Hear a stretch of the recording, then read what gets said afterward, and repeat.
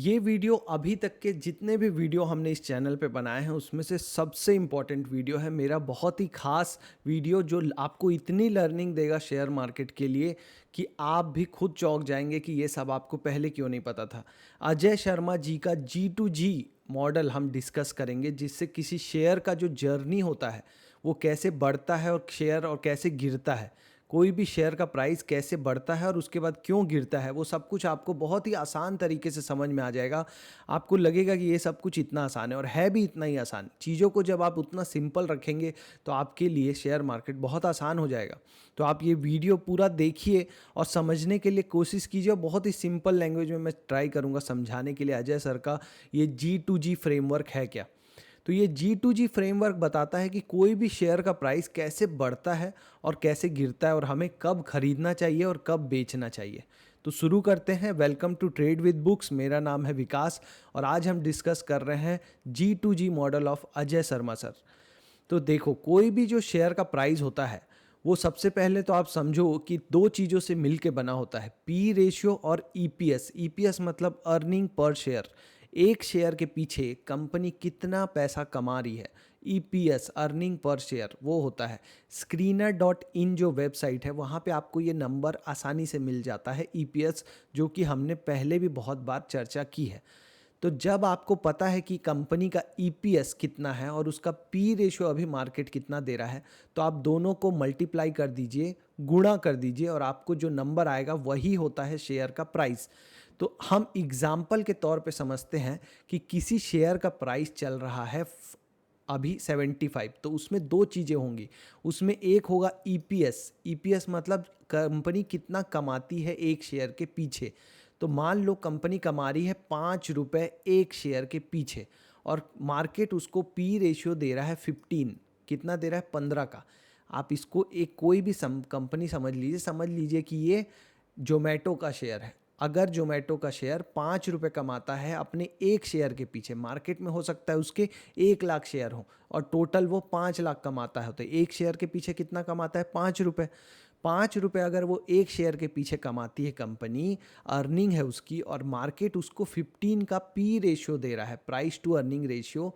तो जब आप इन दोनों को मल्टीप्लाई करोगे तो क्या नंबर आएगा? 15 पंचे 75। 15 मल्टीप्लाइड बाई 5, 75। तो अभी करेंटली शेयर का प्राइस क्या होता है? 75। यही होता है शेयर का प्राइस।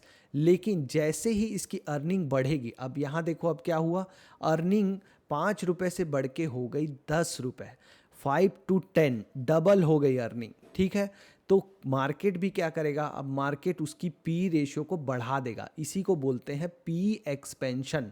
मतलब मार्केट को लगता है कि अब ये कंपनी ज़्यादा कमा रही है और आने वाले सालों में भी ज़्यादा कमाएगी और 10 रुपये से भी ज़्यादा कमाएगी। ग्रोथ दिखा रहा है ना, 5 से 10 हो गया अर्निंग, हो सकता है अगले साल 15 हो जाए, हो सकता है अगले साल 20 हो जाए। इस एक्सपेक्टेशन में मार्केट इस कंपनी को अब ज़्यादा पी देने लगता है। कितना पी देने लग गया मार्केट? अब इसको 25 का पी देने लग गया, और शेयर का ईपीएस बढ़ के कितना हो गया? 10 रुपये। तो सिर्फ अगर ईपीएस बढ़ा होता, सिर्फ ईपीएस बढ़ा होता उसी 15 के पी पे, तो शेयर का प्राइस होता 15 मल्टीप्लाइड बाई 10 मतलब 150। 15 गुणी 10 मतलब 150 रुपये ही होता। लेकिन बिकॉज मार्केट ईपीएस की जगह बढ़ने से पी रेशियो भी ज़्यादा देने लगता है, पी में एक्सपेंशन होने लगता है, इसीलिए उस पी को जब आप इस ईपीएस से गुणा करेंगे, मल्टीप्लाई करेंगे, 25 मल्टीप्लाइड बाई 10 250 आता है। 25 गुणा 10 250 रुपये शेयर का प्राइस हो जाता है। इसीलिए ऐसी कंपनियों को हमेशा आपको लेना चाहिए, खरीदना चाहिए जहां ईपीएस ग्रो कर रहा हो, क्योंकि जब ईपीएस में ग्रोथ आएगी तो पी रेशियो ज़्यादा मिलने लगेगा मार्केट की तरफ से, तो आपका डबल प्रॉफिट होगा। इसी से मल्टी बैगर बनते हैं। देखो, कोई कंपनी का ईपीएस हो जाता है 3 गुना और मार्केट उसका पी रेशियो भी 3 गुना कर देता है, तो 3 और 3 6 गुना हो जाती है कंपनी। अगर सिर्फ ईपीएस बढ़ता रहे, पी रेशियो ना बढ़ाए, मार्केट 15 का ही पी देता रहे, तो वो शेयर 3 गुना ही होगा अपने ईपीएस के कारण। समझ में आया? ऐसे ही मल्टी बैगर बनते हैं। जो आपने ट्रेंट का शेयर देखा है, टाइटन का शेयर देखा है, एशियन पेंट देखा है, जैसे जैसे इनकी अर्निंग बढ़ती गई मार्केट इसका पी रेशियो भी बढ़ाता गया, तो ये पी रेशियो के कारण भी डबल हुए और ईपीएस के कारण भी डबल हुए, इसलिए मल्टी बैगर बन गए। इसलिए आप सुनते हैं ना 10,000 गुना हो गए, इसी के कारण से। अब आते हैं मेन मुद्दे पे। जब इसका ये ईपीएस बढ़ता रहेगा ना, जैसे जैसे ईपीएस बढ़ता रहेगा, तो ये कंपनी बोलते हैं गुड से ग्रेट आ रही है। अब गुड पहले क्यों थी? गुड इसलिए थी क्योंकि कमा रही है। बैड होती अगर कमा ही नहीं रही होती। बहुत सारी ऐसी कंपनी है जिसमें ईपीएस जीरो होगा या निगेटिव होगा, वो है बैड कंपनी। क्योंकि अगर किसी बिजनेस में पैसे ही नहीं बन रहे तो वो बिजनेस करना ही क्यों? तो इसलिए पहली बात तो गुड है ये, क्योंकि कमा तो रही है। लेकिन गुड से ग्रेट कब बन रही है? जब इसका ईपीएस कंटिन्यूअसली बढ़ता जा रहा है सेम पेस से या ज़्यादा ग्रोथ से। 5 से 10 हुआ, 10 से 15, 15 से 20। समझ में आ रहा है? जैसे जैसे ईपीएस बढ़ रहा है, मार्केट इसका पी रेशियो भी बढ़ाता जाएगा। 15 से 25 से 35, 40, 50, 60, 70, इसका पी रेशियो वैसे वैसे बढ़ता जाएगा, क्योंकि ज़्यादा लोग लेने के लिए टूट पड़ेंगे और मार्केट इसको ज़्यादा मल्टीपल देना चालू करेगा। ये सिंपल सा नियम है शेयर मार्केट का, कि जैसे जैसे जिस कंपनी की अर्निंग में ग्रोथ आती जाएगी, उसको मार्केट पी रेशियो भी उतना ही ज़्यादा देता जाएगा, और इससे शेयर का प्राइस रॉकेट के जैसे बूम हो जाता है। जैसे आपने जोमेटो का शेयर देखा है, जून 2023 में जोमेटो के शेयर का ईपीएस पहली बार जीरो हुआ निगेटिव से, और उसके बाद बढ़ता गया। जैसे जैसे ईपीएस बढ़ता गया, मार्केट ने उसका पी रेशियो भी ज़्यादा देना चालू कर दिया, और आज उस शेयर का रेट 250 हो गया है। जबकि उसका ईपीएस अभी भी 1 रुपये के आसपास है, मतलब ऑलमोस्ट 250 टाइम्स देने लग गया मार्केट उसको। समझ रहे हैं? और एक टाइम में उसका जो पी रेशियो था वो था 40 के करीब। तो पी रेशियो 6 गुना बढ़ गया और उसका ईपीएस भी बढ़ा। दोनों मिल के शेयर को मल्टी बैगर बनाते हैं।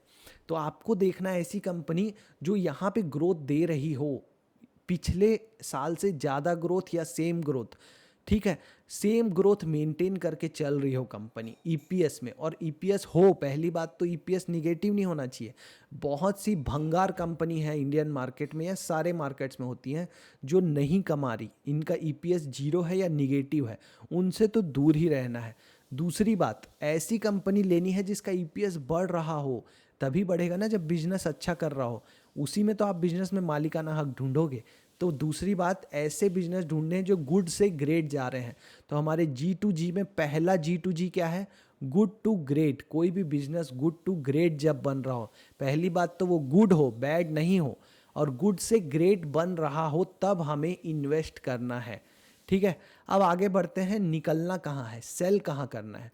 तो अब इस चार्ट को बहुत ध्यान से देखो। ईपीएस 5 रुपए से कितना हुआ? 10 रुपए हुआ। तो मार्केट ने उसका पी 15 से बढ़ाकर कितना कर दिया? 25 कर दिया।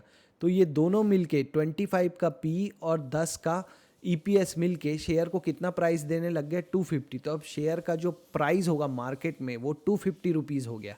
फिर से ईपीएस अगले साल बढ़ के हो गया 15, 10 से कितना हो गया? 15।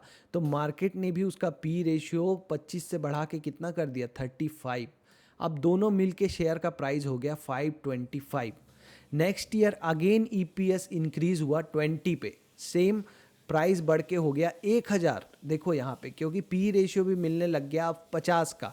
अगले साल फिर से शेयर का ईपीएस बढ़ा 25, मतलब सेम 5 रुपये का ग्रोथ हुआ। तो शेयर के को अगेन पी रेशियो मिलने लग गया 70 का। शेयर का प्राइस पहुँच गया 1750। यहाँ तक की जर्नी थी गुड टू ग्रेट बनने की, क्योंकि गुड जो कंपनी थी वो अब क्या बन चुकी है? ग्रेट कंपनी बन चुकी है। Great, the great. But the great power comes with great responsibility. महान दार्शनिक स्पाइडरमैन का कोट आपने सुना होगा कि जो बड़ा जो ताकत आता है उसके साथ बड़ी जिम्मेदारी भी आती है। अब बड़ी जिम्मेदारी क्या है यहाँ पे? कि अपना ईपीएस को सेम ग्रोथ मेंटेन करके चलें। अगर आप ईपीएस का ग्रोथ में थोड़ा सा भी अगर आप अटके झटके और आपने अगर ईपीएस ग्रोथ नहीं दिया सेम, तो मार्केट आपका पी रेशियो कॉन्ट्रैक्ट करना चालू कर देगा, नीचे लाना चालू कर देगा। यही हुआ अभी रिसेंटली ट्रेंट के शेयर में। जो ट्रेंट का शेयर है, जो जूडियो चलाता है, वेस्ट साइड चलाता है, उसका जो ईपीएस ग्रोथ था, जो 2-3 साल से बहुत ज़्यादा आ रहा था, वो अचानक से कम हुआ। इसीलिए मार्केट ने उसका पी रेशियो गिरा दिया और शेयर क्रैश कर गया। यहाँ पे देखो जो 5 रुपए का ईपीएस में ग्रोथ आ रहा था वो कम हो गया, 25 से सिर्फ 27 आया ईपीएस, अर्निंग पर शेयर। मतलब कंपनी अभी भी ज़्यादा ही कमाई, 25 रुपये कमा रही थी पिछले साल तक, अब 27 रुपीज़ कमाई, लेकिन जो ग्रोथ था ना 5 रुपये वाला वो कम हो गया। तो मार्केट ने क्या किया, इसका जो पी रेशियो जो 70 दे रही थी मार्केट, वो हमने नीचे लाके 60 देना चालू कर दिया। जैसे ही पी रेशियो हमने नीचे लाया, शेयर का प्राइस हो गया 1620। इवन दो भले ही ईपीएस बढ़ा है, प्राइस आप देखो ईपीएस बढ़ा है, तो आप कहेंगे पी मल्टीप्लाइड बाय ईपीएस से तो शेयर का प्राइस बढ़ना चाहिए क्योंकि ईपीएस बढ़ा है, लेकिन पी रेशियो मार्केट ने क्या किया, गिरा दिया। जब पी रेशियो गिरा दिया तो शेयर का प्राइस भी गिर गया। ऐसे करके जैसे जैसे ये ईपीएस की दर कम होती रहेगी, फिर से वो 5 रुपये वाला ईपीएस ग्रोथ नहीं आया ना, 28 रुपये आया, 29 आया, 30 आया, मतलब ईपीएस में ग्रोथ कम हो गया। तो मार्केट ने भी इसका पी रेशियो नीचे गिराना चालू कर दिया, 60 से 50, 50 से 40 और 40 से 35। इसलिए शेयर नीचे आके हो गया 1050, 1750 से वापस 1050। ये सफ़र था ग्रेट टू गुड बनने का। मतलब अब वापस से कंपनी क्या बन गई, ग्रेट टू गुड। जो ग्रेट हो गई थी, ग्रेट वैल्यूएशन हो गई थी, इसको क्या बोलते हैं, पी रेशियो जो दे रहा है मार्केट, इसको वैल्यूएशन, कि मार्केट कितना वैल्यू कर रहा है आपकी कंपनी को, आपके बिजनेस को, आपके स्टॉक्स को। तो मार्केट अब वैल्यू गिरा रहा है, तो जब मार्केट वैल्यू गिरा रहा है उसको बोलते हैं ग्रेट टू गुड का फेस। तो आपको जैसे ही ईपीएस में ग्रोथ कम हो, आपको यहाँ पे सेल कर देना है। ये है वो पॉइंट जहाँ पे आपको क्या करना चाहिए, सेल कर देना चाहिए, क्योंकि आपको नहीं पता कि अब ये कितना गिर जाएगा शेयर, क्योंकि ईपीएस में ग्रोथ कम हो गई। अगर ईपीएस में वापस से वो ग्रोथ आ जाए जो पहले थी, तो आप फिर से एंट्री बना सकते हैं। या तो अगर आप कंजर्वेटिव इन्वेस्टर हैं, तो जब ये बहुत हाई वैल्यूएशन पे पहुंच जाए, 70 के पी पे पहुंच जाए, 50 के पी के ऊपर निकल जाए, तब बोलते हैं कि आपको निकल जाना चाहिए। या तो अब ऐसे तो कोई भी शेयर कितना ग्रो करेगा कोई नहीं जानता, तो आप वेट कर सकते हैं, एटलीस्ट एक ऐसा साल आए जब ईपीएस में ग्रोथ कम हो जाए, या तो लगातार 2 ऐसे क्वार्टर्स आए जहां ईपीएस में ग्रोथ कम आ जाए, तब आप सेल का डिसीजन बना सकते हैं। तो ये था पूरा फेस गुड टू ग्रेट बनने का और ग्रेट टू गुड बनने का। अभी इंडिया में जो ज़्यादातर कंपनियां लिस्टेड हैं वो ये ग्रेट टू गुड वाले सफ़र में है। यहाँ पे मतलब उनका पी रेशियो ऑलरेडी बहुत ज़्यादा हो चुका है, अब वो पी रेशियो कम हो रहा है जैसे जैसे ईपीएस ग्रोथ कम आ रही है। अभी आपने देखा होगा जितने भी रिजल्ट्स आ रहे हैं उसमें सबका ईपीएस कम होता आ रहा है। तो जैसे ही ईपीएस कम होता जाएगा, मार्केट उनका पी रेशियो गिराएगा और वो कंपनियां ग्रेट टू गुड का सफ़र करेंगी। पहले गुड टू ग्रेट हुआ, अब ग्रेट टू गुड का सफ़र करेंगी। तो अगर आप इसको एक 2x2 के बॉक्स में रखो, तो आप नीचे बिजनेस का लिख सकते हो कि बिजनेस का ईपीएस कैसा है। मतलब ईपीएस वो कमा रही है, उसमें ग्रोथ कम है कि बहुत ज़्यादा है। और दूसरा आप उसका वैल्यूएशन को रख सकते हो दूसरे तरफ की, मार्केट उसको पी रेशियो अभी ठीक ठाक दे रहा है कि बहुत ज़्यादा दे रहा है। इन चारों चीज़ों के हिसाब से देख के आप अपनी कंपनी को इन चारों डब्बों में से किसी एक में डालिए कि क्या उसका जो ईपीएस है अभी वो बढ़ते हुए है, क्या उसका ईपीएस जो है वो मतलब अभी गिरते हुए। अगर उसका ईपीएस बहुत अच्छा है और ग्रोथ है तो उसको आप ग्रेट में डालिए। अगर उसका ईपीएस गिरते हुए है तो अगर आप उसको गुड में डालिए। वैसे ही अगर उसका वैल्यूएशन मतलब पी रेशियो उसका अगर बहुत ज़्यादा हो गया है तो वो ग्रेट में आएगा, अगर उसका पी रेशियो कम है तो वो यहाँ आएगा। ऐसे करके आपका शेयर इन चारों बॉक्सेस में से किसी एक बॉक्स में आएगा। अगर आपका शेयर पहले बॉक्स में आता है तो उसको आप बाय कर सकते हो, दूसरे बॉक्स में भी बाय कर सकते हो, लेकिन इन दोनों बॉक्सेस में सेल की पोजीशन होती है। यहाँ आप सोच सकते हो होल्ड करने का, लेकिन इसमें तो आपको निकल ही जाना चाहिए। अब ये कौन सा फेस है, जब वैल्यूएशन भी ग्रेट है आपका और उसका शेयर का बिजनेस भी ग्रेट है, मतलब कि आपको बहुत ज़्यादा वैल्यू दे दी है शेयर ने उसकी कंपनी को, तब आपको निकलने का सोच लेना चाहिए।